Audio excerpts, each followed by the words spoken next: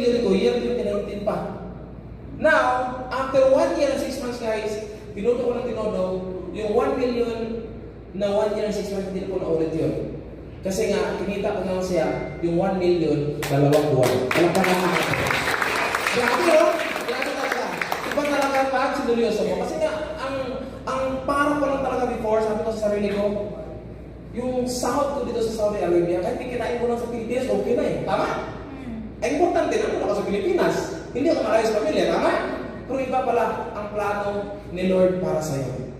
Kasi nga guys, yung 20,000 lang na pwede mo kitain dito sa Pilipinas, ngayon pwede palang kumita ng 1 million.